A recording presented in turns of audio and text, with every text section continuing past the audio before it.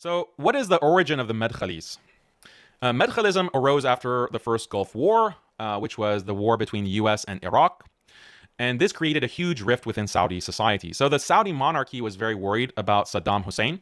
They saw Saddam had invaded Kuwait. Saddam was extremely belligerent. This was in the 90s. And they wanted protection. And so the US made them a deal. Let us establish military bases in Saudi. Let us establish military bases, and we're going to take care of your Saddam problem. And the monarchy wanted that. But the people of Saudi were like, this is terrible. This is dangerous. As soon as you bring in the U.S. to establish a military base, first of all, this is the Arabian Peninsula. This is look at where Mecca is. Look at where Medina is. You want to bring the disbelievers and arguably the head of Shaitan, basically, with the United States coming in and establishing a base, multiple bases, and not only that, they're going to use it to attack other Muslims. This is completely haram. This is completely not allowed. This is what the Saudi population rose up and said, because so many pious and beautiful Muslims are in Saudi. They were not in line with the monarchy. And here's George Bush, obviously.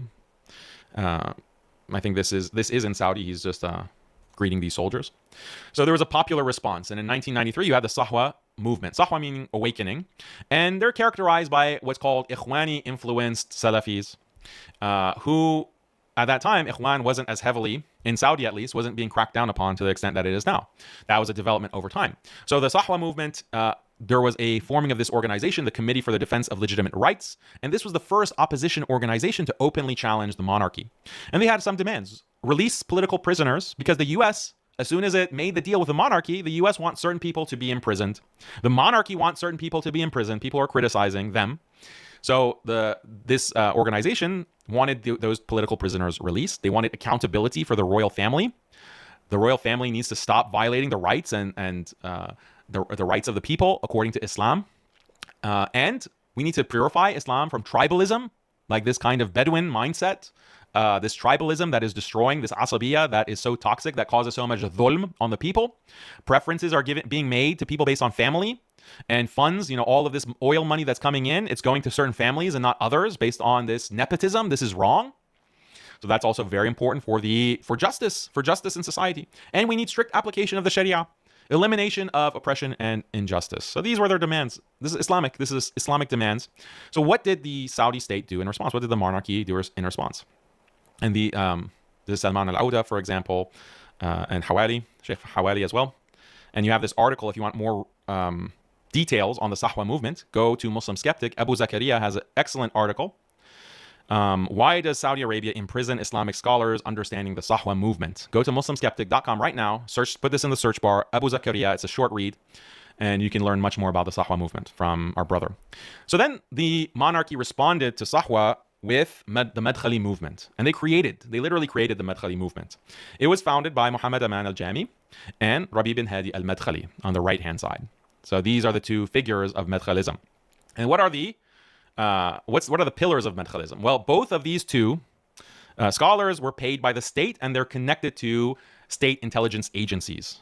And there's long records of, for example, Jami's reports to the police, to the state police, the secret police, where he's ratting out the Khawarij, saying that, what does that mean, the Khawarij? These are people who are criticizing the monarchy. They are criticizing the monarchy, and this is khuruj. This is khuruj. And they claim that Islam requires, as a matter of aqidah, complete obedience to the state, and criticizing the ruler is khuruj, like you are a khariji, just like the Khawarij that rebelled against the Khulafa, or even the Khawarij, like Dhul Khuwaisira, who criticized the Prophet ﷺ and told the Prophet ﷺ to fear Allah because he didn't like the distribution of spoils to the different tribes. So this kafir said to the Prophet ﷺ, fear Allah. And the Prophet ﷺ said that his descendants are going to be the Khawarij. And we know the Khawarij are the ones who killed the Khulafa. They attacked Uthman, for example, radiallahu anhu. They attacked Ali, radiallahu anhu. So these are the Khawarij. But now the expansion of the definition is, if you criticize the government, if you criticize the ruler, then you're a Khariji. This is khuruj bil lisan, this new concept that no one has ever heard about in Islam. Because when we look at the many scholars, or even the Sahaba or the Salaf, many examples of them criticizing rulers, like that's part of accountability. And in fact, the early Khulafa, they invited that. The Khulafa Rashidun, they invited that. They said, yes, if I deviate, this is what Abu Bakr, was it Umar, said, that if I deviate, as much as a little bit, then chop my head from the Sharia of Allah. If I deviate a little bit, they're inviting criticism. They're inviting accountability. And that's the mark of good leadership. A good leader is willing to be criticized. A good leader will hear others criticize him. And that doesn't mean he doesn't, respond. He'll respond, but he's going to... Okay, my wife, Khalid, texted me. She says, this is Omar. This is Omar who made this statement. That's my wife's favorite Sahabi, by the way, Omar. And that's why my third son is named Omar. For those who claim that Daniel is a crypto Shi'i, Rafidi. Yeah, my third son is named Omar. That's because that's how in the closet of a Shi'i I am. Anyway, so Aqidah requires that you do not criticize the ruler no matter what. In reality, this is contrary to the Sunnah. This is contrary to the Sunnah of the Prophet ﷺ, the Sunnah of the Khulafa. And it's a mark of good leadership to be able to take criticism and engage in dialogue with others who are not in your position. So the Madkhalis equated Kharijism with terrorism. And they said that anyone who criticizes the state is a security threat and has to be neutralized, these terrorists. So the state is justified in killing these terrorists. And of course, if you follow the Madkhali drama with me, they were calling me a terrorist. They were calling me a Khariji, Takfiri, and many of them were calling for my death. And then you have another article by Abu Zakaria that you can check out. Who are the Madkhalis? This will give you more information if you still want more.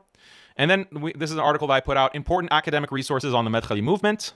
This is citing the academic research, a lot of it non-Muslim sources, that academically talk about the Madkhali movement, how it was created by the Saudi government, by the monarchy, as a response to the Sahwa movement and the Gulf War, in order to preserve the monarchy from internal pressures, and how it adapted, how the Madkhali movement adapted post-Arab Spring, because that's a whole different level, which we're going to talk about in a second. So I have the academic sources listed, so you can go to those books and you can go to those articles. I've extracted the most relevant quotes, so you don't even have to do your own research. You can just read the article and it's all there for you.